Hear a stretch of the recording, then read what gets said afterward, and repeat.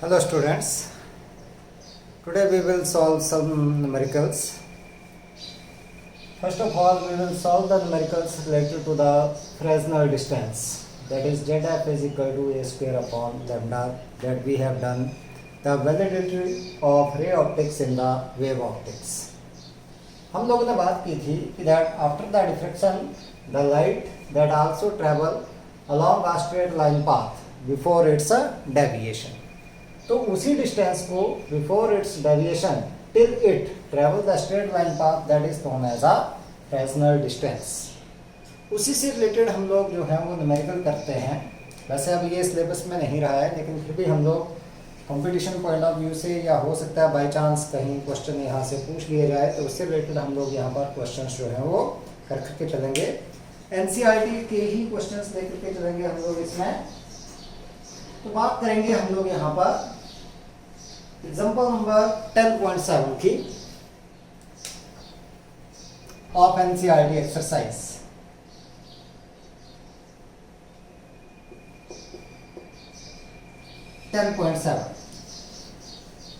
इसमें बोला गया that for what distance is the ray optics is a good approximation when the aperture is 3 mm wide, 3 mm wide and the wavelength is 500 nanometer. Aperture का size दिया गया that A is 3 mm. A means that is the size of the aperture 3 mm. इसको बेटा metre में change कर लो पहले. Wide and wavelength is 500 nanometer. 500 into 10 raised power minus 9 meter, or you can say that it is 5 into 10 raised power minus 7 meter. क्या करना है हम लोगों ने यहाँ से अप्रोक्सीमेशन निकालनी है. इसमें पूछा गया था for what distance to the ray optics a good approximation. Good approximation ray optics a good approximation means we have to find out the Fresnel distance. मतलब कि अपर्चर से पास होने के बाद भी आपके पास क्या है कि लाइट जो है स्ट्रेट लाइन पाथ में ट्रैवल करती है. तो we have to find out what ZF, that is the Fresnel distance, a square upon lambda. So a square, a कितना है 3 into 10 raised power minus 3 का square upon lambda 5 into 10 raised power minus 7. So that is equal to 9 into 10 raised power minus 6 upon 5 into 10 raised power minus 7. So ZF that comes out to be, this is 9 upon 5 into यहाँ पर बच जाएगा ये 10. तो आपके पास आ गए ये that is 9 into 2. So ZF that is equal to 18 meter. Means light will travel up to a distance of 18 meter straight after passing through this slit. 18 metre तक जो है वो straight पास करेगा. ठीक है.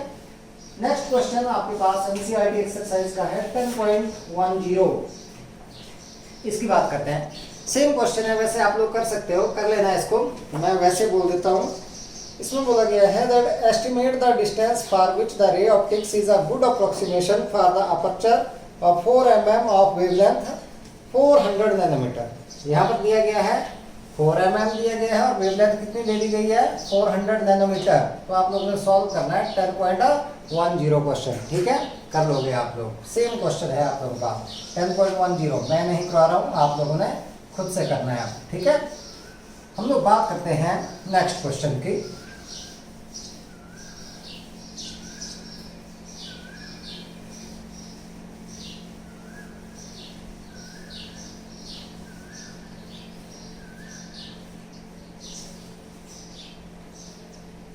Question number 10.18 additional exercise.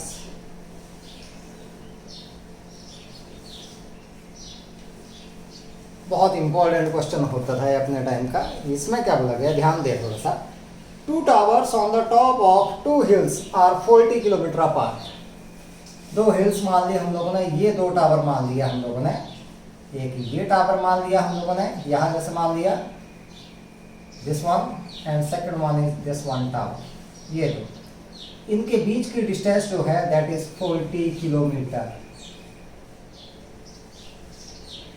ये है आपके पास। इसमें क्या बोला गया है, the line joining them passes 50 metre above a hill halfway between the towers। जो इनके लाइन ज्वाइन कर रही है, ये लाइन जो इनको ज्वाइन कर रही है, ये यहाँ पर रास्ते में बीच में कोई एक हिल आ गई, ये मान लो हमारे पास आ गई कोई हिल, दिस वन अपर्चर का काम करेगी ये। इसकी जो हाइट है दैट इज 50 मीटर, ये है 50 मीटर। हाफ वे का मतलब हो गया आपके पास कितने, 20 किलोमीटर इस साइड को और 20 किलोमीटर इस साइड को, हाफ वे में यहाँ पे बच गई आपके पास, ठीक है। What is the longest wavelength of the radio waves which can be sent between the towers without appreciable diffraction effect? मतलब कितनी वेवलेंथ की रेडियो वेव्स यहाँ से भेजी जा सकते हैं बिना किसी डिफ्रैक्शन के, जो कि यहाँ से इस टावर से जो ये वाला टावर है यहाँ से कहाँ तक पहुँच सके, इस टावर तक जो है वो पहुँच सके। तो भाई डिफ्रैक्शन तो यहाँ से स्टार्ट होगी। इसके बाद अगर देखें तो डिस्टेंस कितनी ट्रैवल करेगी, ये 20 किलोमीटर। इसका मतलब फ्रेशनल डिस्टेंस आपके पास आ गया 20 kilometre. This one is the Fresnel distance without deviation जो आपके पास ट्रेवल करेगी। तो हमारे पास क्या आ गया, ZF that is equal to 20 kilometre. 20 kilometre means 20 into 10 raised power 3 metre, 2 into 10 raised power 4 metre. मैंने ऐसे लिख दिया इसको, ठीक है। और जो साइज है स्लिट का, ये जो हिल है that will act like as a slit, so it is 50 metre. हमने क्या निकाला है, वेवलेंथ निकालनी है रेडियो वेव्स की। सो हमें पता है ZF that is equal to E square upon lambda. So lambda is equal to A square upon ZF। A square that is 50 का स्क्वायर अपॉन ZF। ZF कितना है, 2 into 10 raised power 4। So lambda is equal to this is 2500 upon 2 into 10 raised power 4। So lambda that is equal to कितना बन जाएगा बेटा, 25 upon 2 into 10 raised power minus 2 metre. Means lambda is equal to 12.5 into 10 raised power minus 2 metre, or you can say that is 12.5 centimetre.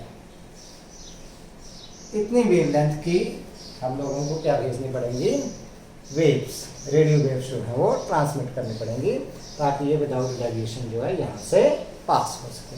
ये question बहुत ही important question. अब बात करते हैं हम लोग numericals related to the resolving power. ध्यान दें,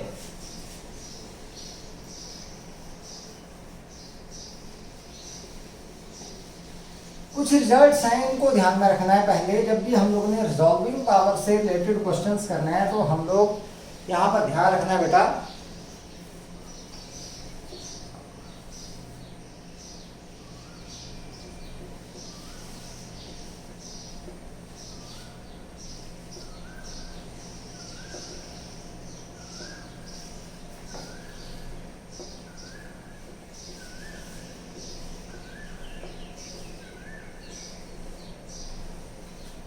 ऑफ द इंस्ट्रूमेंट।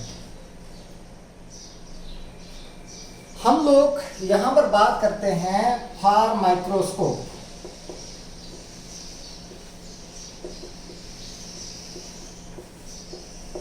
न्यूमेरिकल्स के लिए, ये न्यूमेरिकल्स के लिए रिजल्ट आप लोगों ने लिख लेने हैं, भले ही आप लोगों ने, मैंने लिखे हुए वैसे नोट्स में आप लोगों ने लिखना है ये जब न्यूमेरिकल सॉल्व करने हैं। वैसे हम लोगों ने कांस्टेंट यहाँ पर यूज किया था 1.22, लेकिन जब भी हम लोग माइक्रोस्कोप के क्वेश्चन यूज करते हैं तो उस कांस्टेंट को यूज नहीं करते हैं, हम लोग 1.22 को यूज नहीं करते हैं। तो पहले हम लोग बात करते हैं लिमिट ऑफ रेजोल्यूशन।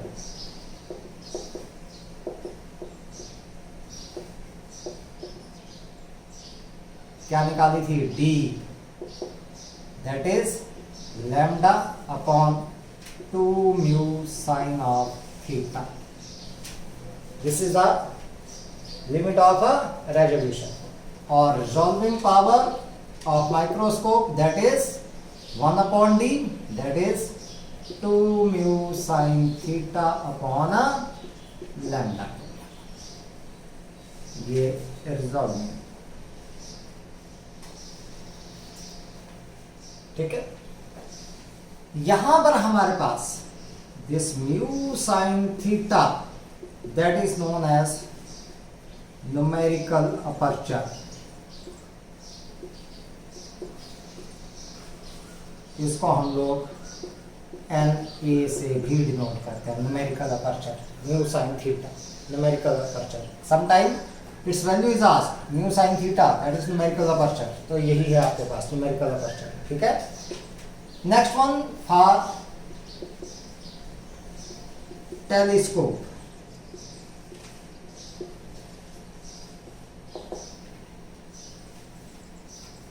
अच्छा, एक चीज और, लिमिट ऑफ रेजोल्यूशन यहाँ पर डिस्टेंस में निकली तो ये मीटर में निकलेगा आपके पास, और ये पर मीटर में आएगी आपके पास रिजॉल्विंग पावर। यहाँ पर जब हम लोग लिमिट ऑफ रेजोल्यूशन निकालेंगे यहाँ पर, तो ये निकलता है angle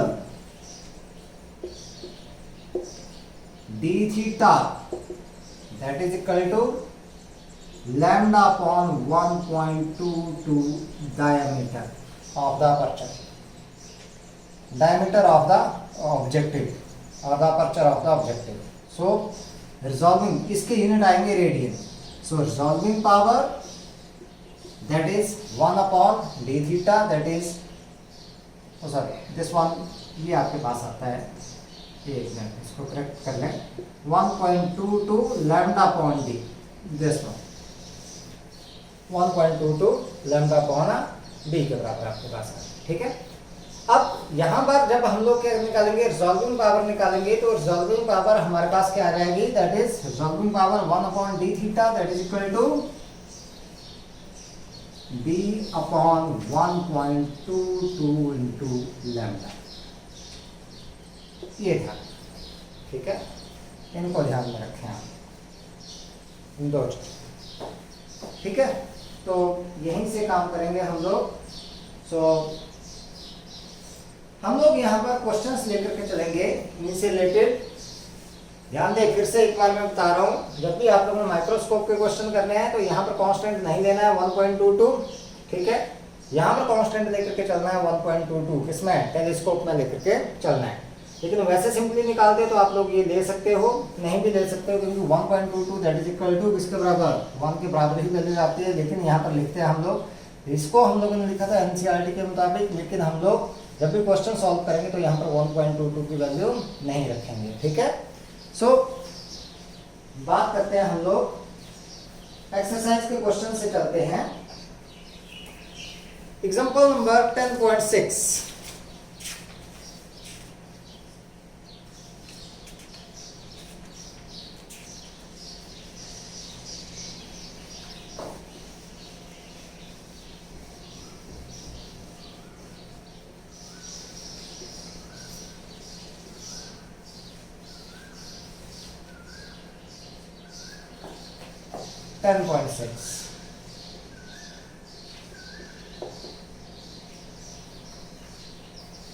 Assume that the light of wavelength 6000 angstrom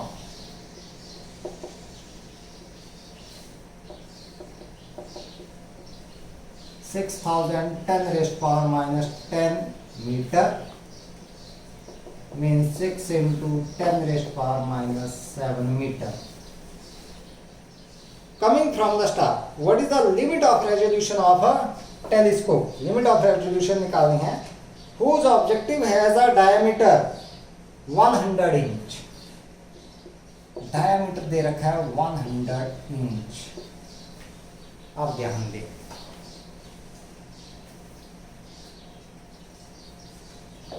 यहां पर देखिए तो 1 इंच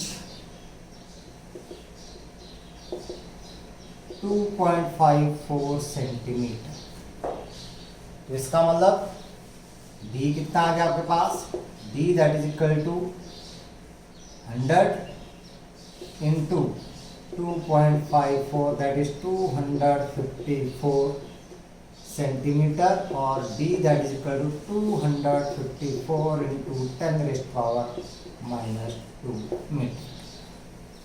ये हमारा हमने निकालने limit of resolution means d theta that we have to find out. So d theta किसके बराबर है 1.22 लैम्डा अपॉन d के बराबर। So d theta that is equal to 1.22 lambda किसके बराबर है 6 into 10 raised power minus 7 upon d आपके पास आ गया 254 into 10 raised power minus 2।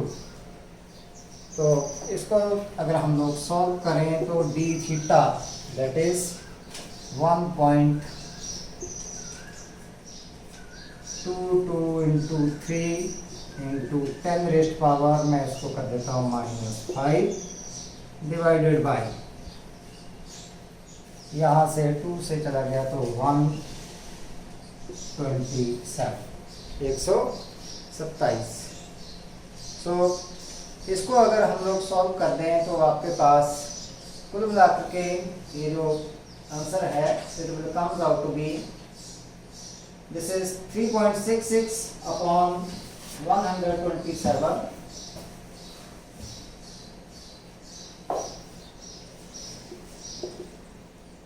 multiply 3.66 upon 127 into 10 raised power minus 5. So d theta that is equal to 366 upon 127 into 10 raised power minus 7। ये आप लोगों का आंसर आ गया। इसको डिवाइड करेंगे तो आपके पास अप्रोक्सीमेट ये जो d theta that comes out to be 2.9 into 10 raised power minus 7 radian. So this is the limit of a resolution. ठीक है, नेक्स्ट वन अगर हम लोग बात करें, कुछ क्वेश्चंस लेकर के चलते हैं यहाँ पर।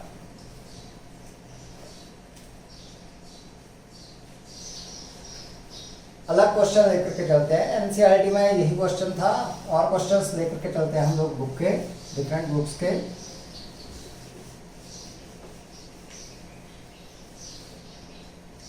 हमारे पास दिया गया है calculate the resolving power of a microscope.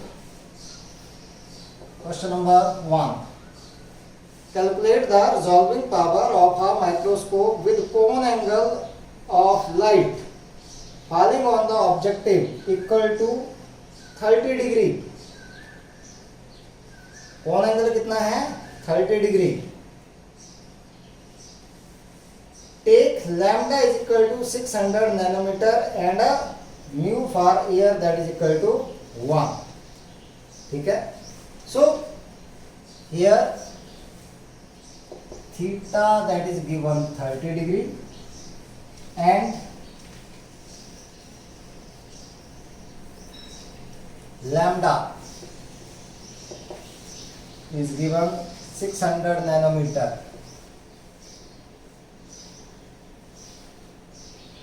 that is 6 into 10 raised power minus 7 metre. और एयर के लिए बोला गया है कि रिफ्लेक्टिव इंडेक्स कितना है 1। What we have to calculate, we have to calculate the resolving power of the microscope.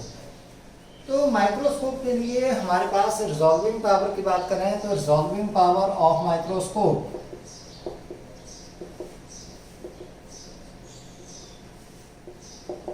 That is equal to 2 mu sine of theta upon lambda के बराबर। So 2 into 1 sine of 30 degree upon lambda कितना है बेटा 6 into 10 raised power minus 7। So 2 into यहाँ से आपके पास अगर देखें तो sine 30 1/2 upon 6 into 10 raised power minus 7 that is 1/6 into 10 raised power 7। So 10/6 into 10 raised power 6। तो तो ये हमारे पास आ जाएगा 6 1 6, 6 6 36, 6 6 36, 6 6 आता जाएगा into 10 raised power 6, so that is 1.67 into 10 raised power 6 पर मीटर हम लोग लिख सकते हैं इसको, ठीक है। रिजॉल्विंग पावर दैट इज ना पर मीटर। लगाने हो यूनिट तो लगा दो, नहीं तो कोई दिक्कत नहीं है आपके पास। This one is the resolving power of the microscope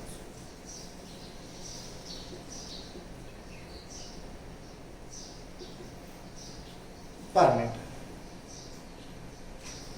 Next one is calculate the resolving power of a telescope. Question number 2.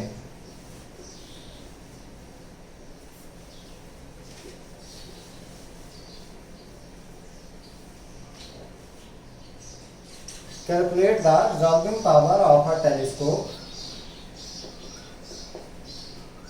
whose objective lens has an aperture of 1 meter. Aperture है 1 meter for wavelength of light 500 nanometer. Resolving power हम लोगों ने calculate करनी है यहाँ पर।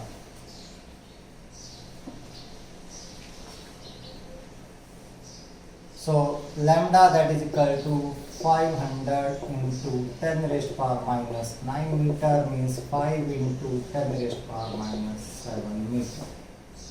So resolving power of telescope, अगर हम लोग बात करें तो रिजॉल्विंग पावर ऑफ टेलीस्कोप कितनी आती है? D upon 1.22 lambda. डी कितना? 1 metre upon 1.22 into 5 into 10 raised power minus 7, so that is 1 upon 10 और 11 6।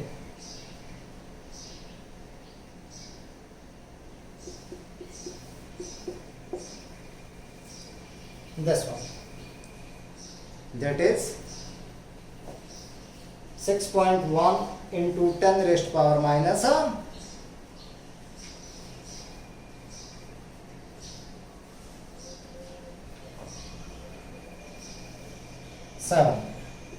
तो मैंने इसको लिख दिया that is 1 upon 6.1 into 10 raised power 7। मैं इसको लिख लूँ 10 upon 61 into 10 raised power 7, that is 100 upon 61 into 10 raised power 6। तो 61 से अगर मैं इसको डिवाइड कर लूँ तो 61 से डिवाइड करने के बाद मेरे पास आ रहा है अप्रॉक्सीमेट 1.64 इंटू 10 रेस्ट पावर 6। कर सकते हो आप लोग डिवाइड, तो ये आपके पास क्या आ गई resolving power. Next one, question number 3।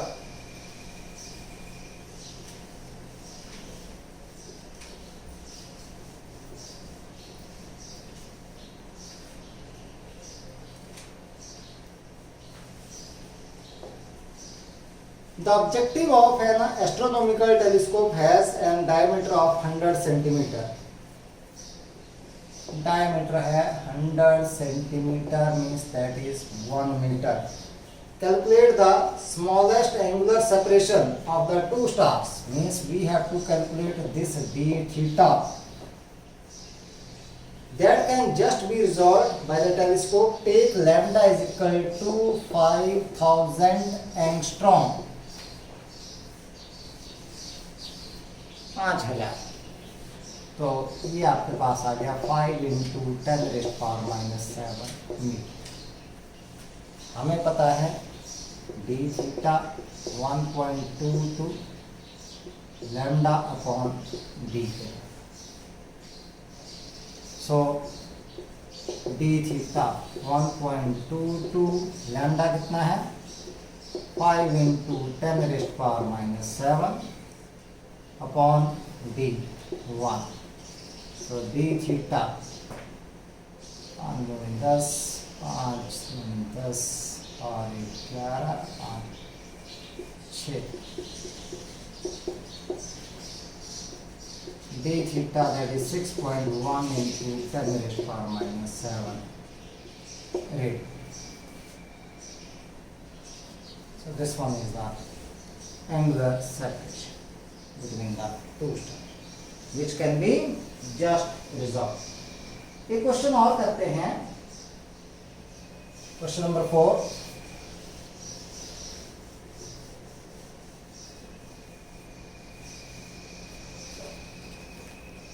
Calculate the resolving power of microscope.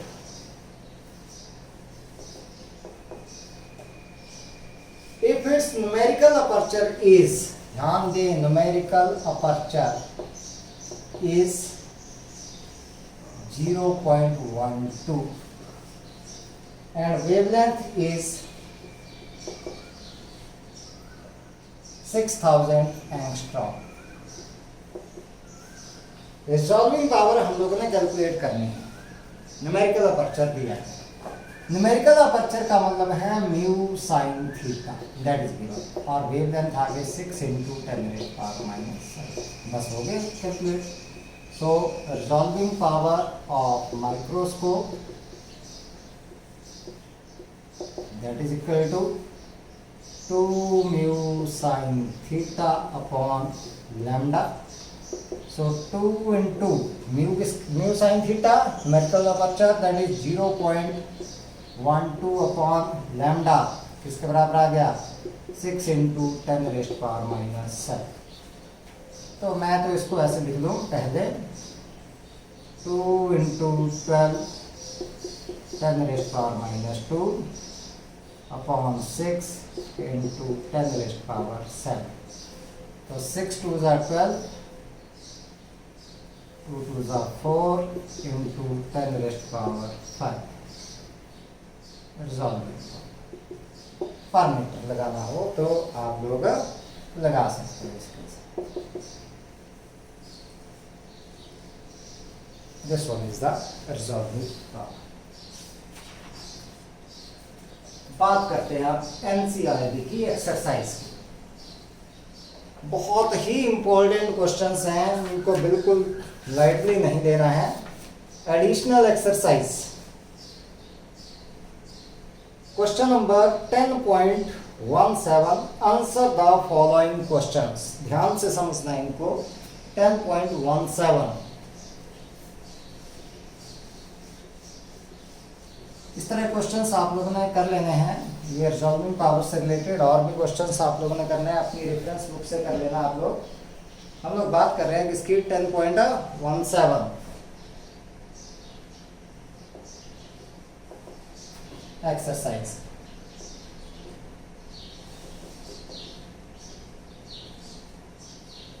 Reasoning. यहां आंसर द फॉलोइंग क्वेश्चंस.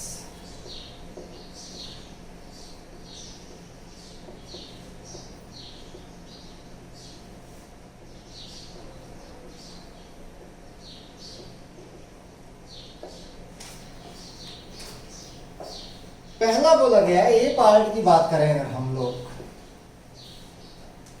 कई पार्ट इसमें से पूछे जाते हैं, जो भी इंपॉर्टेंट है वो सारे कराऊंगा मैं आप लोगों को. In a single slit diffraction experiment the width of slit is made double the original width. How does this affect the size and intensity of the central diffraction band. Size and intensity of the central diffraction band. जब क्या किया गया, width of the slit is made double. हमें पता है that the width of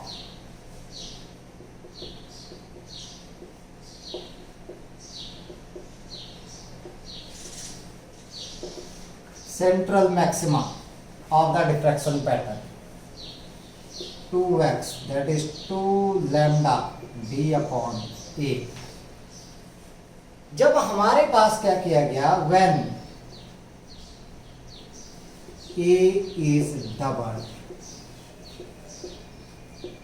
भाई इसको क्या किया गया, डबल, स्लिट को क्या किया गया, डबल, तो ये क्या हो जाएगा, half. Then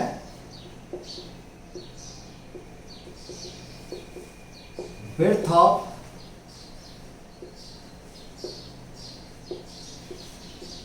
central maxima is half, या is reduced to half, ये क्या हो जाएगी, हाफ। दूसरा पूछेगा इंटेंसिटी। अब क्योंकि जितना स्लिट का साइज है, ये साइज था स्लिट का हमारे पास, ऐसे ये साइज था, तो उतना ही एम्पलीट्यूड गया आपके पास। अब intensity that varies directly as a square of the amplitude, तो हम लोग क्या बोल सकते हैं, as intensity I varies directly as a A square. So when A is double, so intensity will become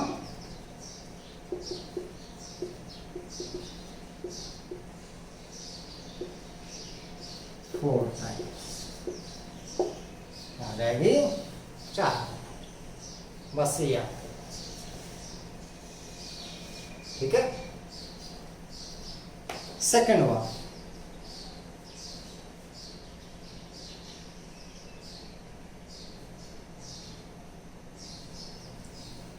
in what way is the diffraction from each slit related to the interference pattern in the double slit experiment?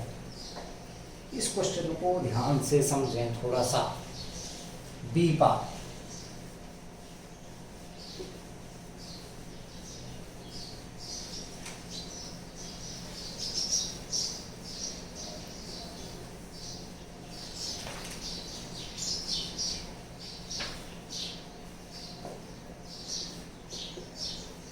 समझेंगे इसको। In what way is the diffraction from each slit related to the interference pattern in a double slit experiment. ये है हमारे पास interference में 2 slit हम लोगों ने use की, इस तरीके से। डिफ्रैक्शन से इसको रिलेट करना है हम लोगों ने किस तरीके से, यहाँ पर डिफ्रैक्शन इंटरफियरेंस हम लोगों ने ऑब्टेन किया था, यहाँ पर चलो के हम लोगों ने क्या किया था, ये इंटरफियरेंस स्क्रीन पे, ये हमारे पास ए थी, ये बी थी। डिफ्रैक्शन में हमने बोला था कि diffraction is more pronounced when the size of the slit और aperture that is correspond to the wavelength of the light. अब अगर मान लो आपके पास if the width of each slit is of the order of the wavelength, अगर मान लो आपके पास if width of each slit is of the order of the wavelength lambda of the light, तो क्या होगा भाई, यहां पर भी डिफ्रैक्शन हुई, यहां पर भी डिफ्रैक्शन हुई, then the interference due to the double slit is modified by the diffraction pattern due to the single slit. भाई इसकी वजह से भी डिफ्रैक्शन हो रहा है, इसकी वजह से भी क्या हो रहा है, डिफ्रैक्शन हो रहा है, लेकिन दोनों की वजह से तो क्या हो रहा है, इंटरफियरेंस हो रहा है। तो ये जो इंटरफियरेंस है that is modified by the diffraction pattern due to the single slit. So in this case we can say that then the interference pattern in the double slit experiment is modified by the diffraction pattern from each of the 2 slits. ठीक है, then interference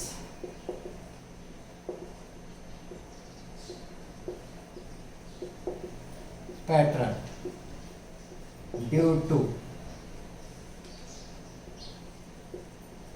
double slit is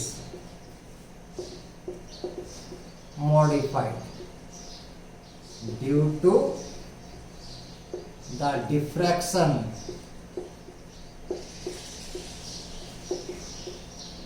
pattern due to the diffraction pattern from each of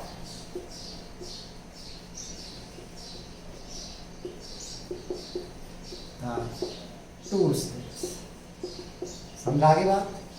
देखो फिर से बता देता हूँ, अगर इस स्लिट का साइज वेवलेंथ के साइज के बराबर हुआ तो यहाँ पर भी डिफ्रैक्शन हुई, यहाँ पर भी डिफ्रैक्शन हुई, लेकिन दोनों की वजह से हो क्या रहा है, इंटरफियरेंस हो रहा है, दोनों कोहेरेंट सोर्सेज एक्ट कर रहे हैं आपके पास है, तो इंटरफियरेंस तो हुआ, लेकिन यहाँ पर भी डिफ्रैक्शन हुआ, यहाँ पर भी डिफ्रैक्शन हुआ, तो ये जो इंटरफियरेंस है that is modified by the diffraction due to each slit. तो इस तरीके से आपके पास ये क्या हो जाएगा, modified.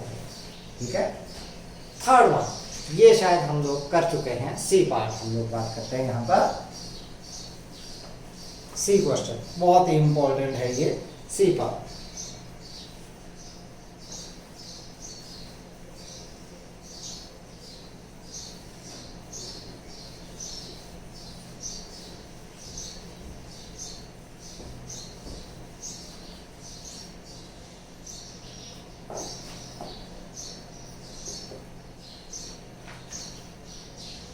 When a tiny circular obstacle is placed in the path of the light from a distant source, the bright spot is seen at the center of the shadow of the obstacle. Explain why.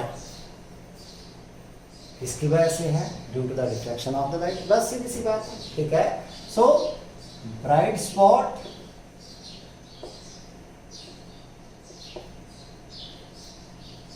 is seen in the center of shadow due to the diffraction of light, due to which at the center there is a formation of the bright fringe. क्योंकि central maxima बनेगा तो fringe कैसे बनेगी आपके पास, bright. D part बहुत ही important part पूछा गया है, ये भी हम लोग बात करते हैं। ये हमारा जनरली क्वेश्चन है कि भाई two students are separated by a 7 metre partition wall in a room 10 metre high. Two students are separated by a 7 meter partition wall in a 10 meter height. If both light and sound waves can bend around obstacle, how is it that the students are unable to see each other even they can converse easily? ये देखो, मान लो ये आपके पास room है,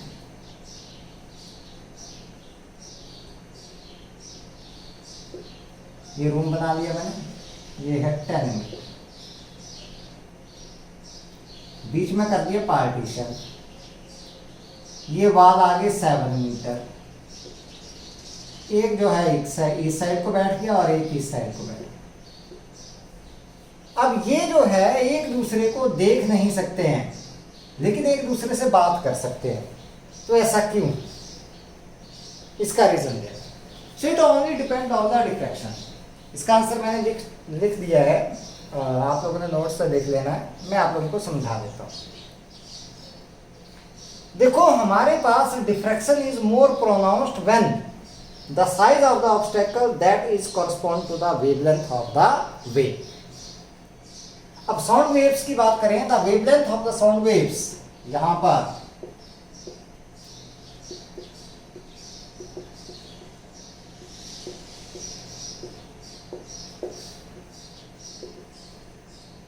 is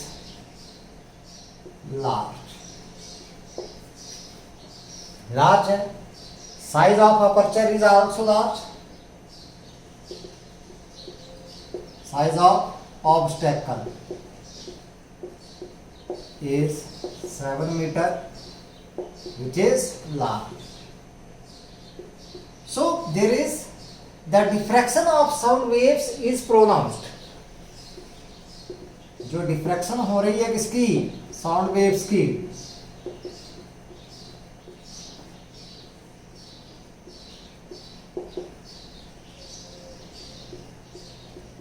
pronounce, मतलब more significant है। तो इसलिए साउंड वेव्स की तो क्या होगी, डिफ्रैक्शन होगी, बेंडिंग होगी, तो यहां से जो साउंड चली वो इस साइड को पहुंच गई, तो वो कन्वर्स कर सकते हैं। लेकिन हमारे पास अगर बात करें wavelength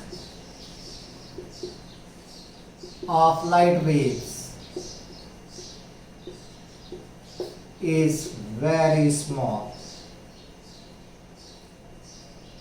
as comparison to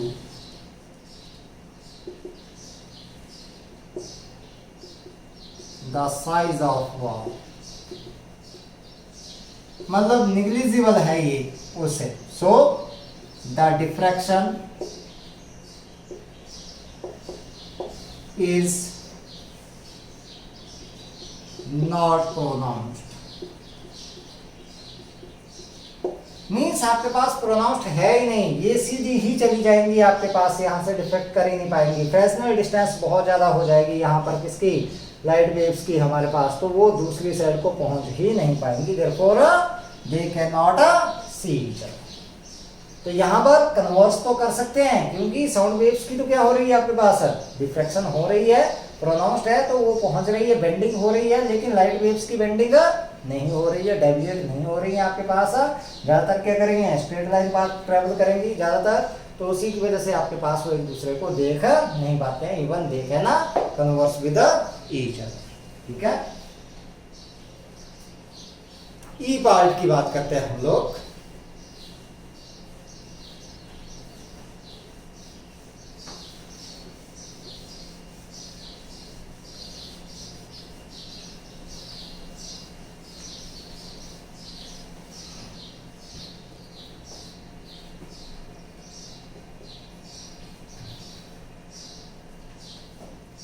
Ray optics is based on the assumption that light travels in a straight line.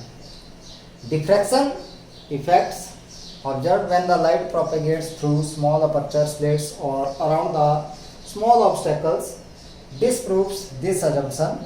Yet, the ray optics assumption is so commonly used in understanding location and several other properties of images in optical instrument. What is the justification?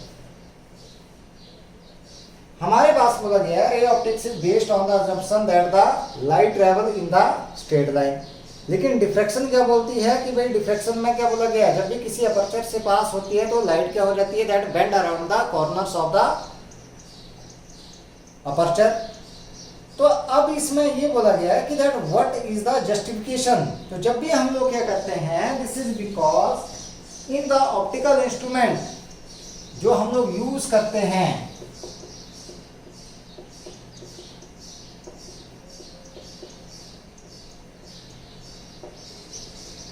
Optical instruments, the size of aperture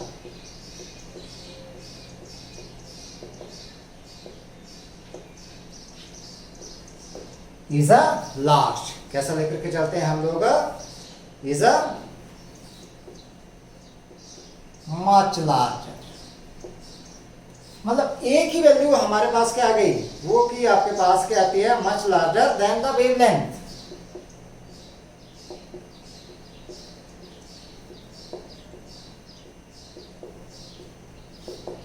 of light wave. तो इसका मतलब आप लोगों के पास क्या हो गया, therefore the diffraction of light wave is of no significance. Therefore the diffraction of light wave is of no significance. देखते हैं कैसे। देखो हमने ये निकाला है जेड है स्क्वायर अपॉन लैम्डा। अब क्योंकि जब ये ज्यादा होगा, ए हमने ले लिया ज्यादा, तो इसका मतलब जेड एफ क्या आएगा, ज्यादा आएगा आपके पास, इसकी वैल्यू क्या हो जाएगी, ज्यादा हो जाएगी। इसका मतलब स्ट्रेट लाइन डिस्टेंस क्या करेगा, ज्यादा ट्रैवल करेगा, इसका मतलब जो डिफ्रैक्शन है वो क्या आ जाएगा आपके पास है, इसका कोई भी सिग्निफिकेंस नहीं रहा, it will travel a more straight line distance. जैसे मैंने एक एग्जांपल दिया था कि भाई आपके पास हम लोग आई के पीपल की बात की थी जिसमें 1 mm का साइज हम लोगों ने माना था पीपल का, तो आपके पास 1.67 मीटर की डिस्टेंस ट्रैवल कर ली थी लाइट ने स्ट्रेट लाइन में। तो वैसे ही हमारे पास ऑप्टिकल इंस्ट्रूमेंट में है, तो उसमें तो साइज क्या कहते हैं हम लोग, अपर्चर का साइज तो ज़्यादा होता है, तो उसमें तो बहुत ज़्यादा डिस्टेंस जो है स्ट्रेट लाइन पाथ में ट्रैवल कर लेते हैं। इसका मतलब क्या हुआ कि डिफ्रैक्शन का कोई भी सिग्निफिकेंस यहाँ पर नहीं हुआ जब हमारे पास क्या आ गया, size of aperture that is a greater than that of the wavelength of the light. ठीक है, नेक्स्ट वन 10.20 ए बार भी करेंगे इसका हम लोग। ये भी बहुत इंपॉर्टेंट क्वेश्चन है, कई जगह पर पूछा जाता है ये।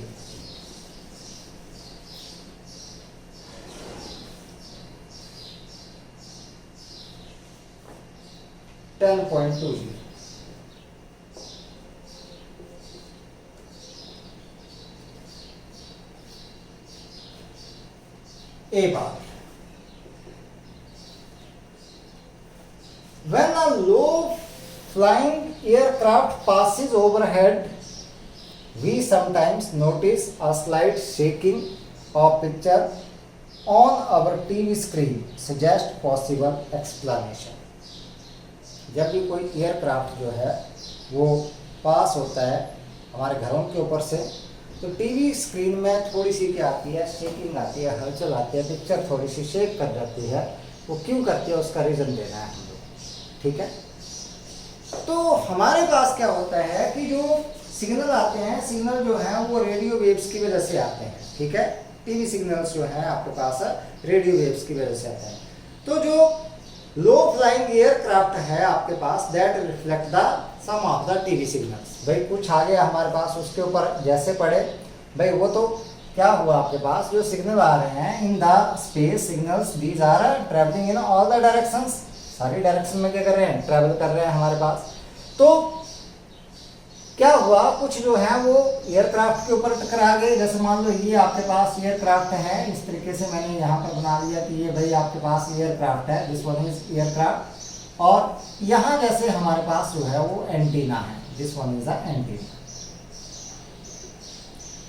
अब कुछ सिग्नल जो हैं, जैसे सिग्नल आ रहे हैं आपके पास, कुछ इससे रिफ्लेक्ट होकर के आ रहे हैं। जैसे सिग्नल आ गए आपके पास, कुछ तो इसने रिफ्लेक्ट किए यहाँ पर, और कुछ जो है यहाँ पर आपके पास डायरेक्ट आ रहे हैं यहाँ पर, इस तरीके से आपके पास। So what happens that there is a interference between the direct signals and the signals which are reflected by the aircraft. उनके बीच में क्या हो गया, इंटरफेरेंस हो गया। इंटरफेरेंस हो गया तो आपके पास क्या हो गया कि भाई किसी जगह पर एनर्जी ज़्यादा होगी, मैक्सिमम होगी, और किसी जगह पर एनर्जी आपके पास बिल्कुल भी नहीं है। तो उसकी वजह से क्या हो जाएगा आपके पास है कि that there is a shaking on the screen.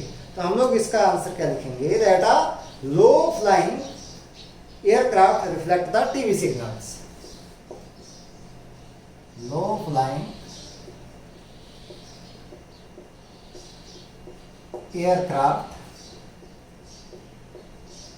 reflects the TV signals। एक तो इसने किए जो आ रहे हैं पहले, ठीक है, कहीं से आए, इसने क्या कर दिया, इनको रिफ्लेक्ट कर दिया। ठीक है, दूसरे आपके पास the slight shaking in the on the TV is due to the interference between the direct signal and the reflected signal। So there is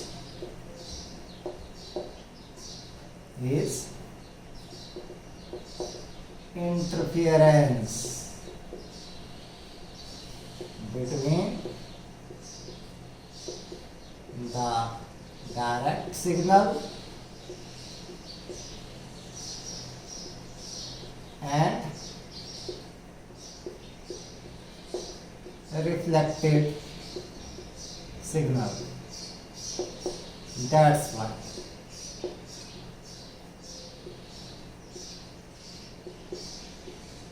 there is shaking in the TV screen। यहाँ पर आपके पास जो है TV screen में जो है वो shaking, ठीक है, इंटरफेरेंस की वजह से। समझा गई बात। एक तो क्या हुए, ये सिग्नल आए, आ रहे थे, यहाँ टकराए, रिफ्लेक्ट हुए, और एक आ रहे थे डायरेक्ट, दोनों क्या हुए, सुप्रीम पोज हुए, उनके बीच में क्या हो गया, इंटरफियरेंस। जैसे ये यहाँ पर पहुंचे हमारे पास, किसके ऊपर, रिसीवर के पास पहुंचे, यहाँ पर एंटीना के पास, इंटरफियरेंस हुआ इन सिग्नल्स का। इंटरफियरेंस की वजह से आपके पास क्या हुआ, that there is a small shaking in the on the TV screen. Last question 10.21, बहुत ही इंपॉर्टेंट क्वेश्चन है ये भी। 10.21 ये भी कई बार पूछ लिया जाता है, इसको भी ध्यान से समझना है हम लोगों ने। 10.21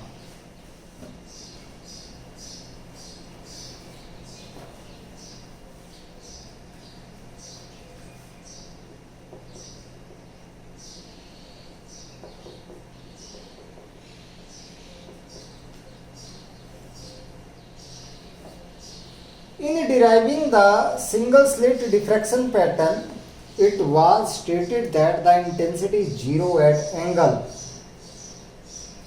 n lambda upon a. Justify this by suitable dividing the slit to bring out the cancellation. चलो देखते हैं।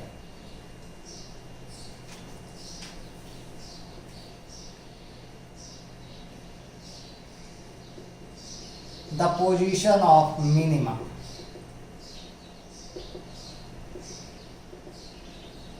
हमें पता है मिनिमा की position, theta is equal to N lambda by A, ये दिया। इसी को हमने प्रूव करना है। Justify this by suitably dividing the slits to bring out the cancellation. Bring out the cancellation. मान लो हमारे पास let the slit is divided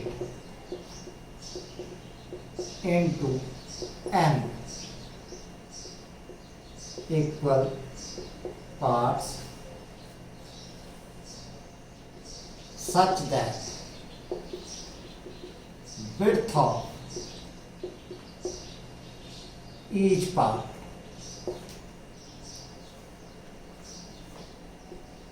a dash equal to a by n। A को किया डिवाइड किसमें, ए थी पहले विड्थ, तो हर किसी की कितनी आ गई, that is equal to a upon n। So this implies that यहाँ से a किसके बराबर आ गया आपके पास, that is equal to n a dash. Now the position of minima,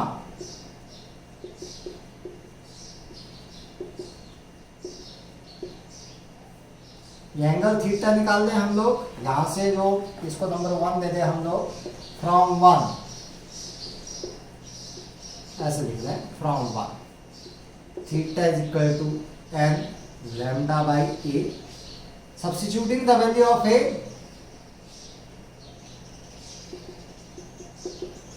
means using two theta, this one, that is equal to n lambda upon a किसके बराबर है, n a dash, n से n cancel out, theta is equal to lambda upon a dash. It means this is again that is a odd integral multiple of what, lambda upon a। तो यही तो हमारे पास क्या था, that is a theta is equal to lambda by A. Even तो आ नहीं रहा है आपके पास, यहाँ पर क्या आ गया, this one that is a lambda by A की फॉर्म में ही आ रहा है। इट मींस ये भी क्या दे रहा है, मिनिमा ही दे रहा है। It means that each of the smaller slit would send the zero intensity. So therefore इस कंडीशन के लिए आपके पास देखो ये कंडीशन आई थी, n इज इक्वल टू 1 2 3 4 5 6 7 8, कुछ भी रख दें इस तरीके से आपके पास, तो आपके पास क्या आएगा, मिनिमा ही बनेगा यहाँ पर। तो यहाँ पर हर स्लिट आपके पास ये क्या करेगा, यहाँ पर 1 वैल्यू आ रही है तो ये क्या शो करेगा आपके पास, मिनिमा ही शो करेगा। It means that each slit जो है आपके पास, जो ईच स्लिट जो हम लोगों ने लिया है, each part of the slit जो है आपके पास, that will send a zero intensity in the diffraction. ठीक है, so therefore each of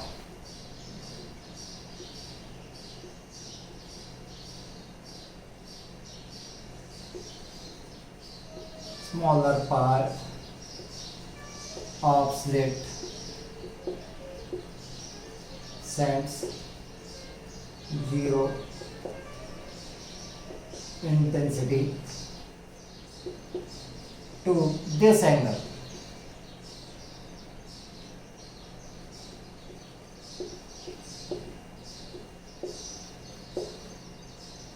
Diffraction at angle theta, इस एंगल के ऊपर, ठीक है, in the direction of a theta,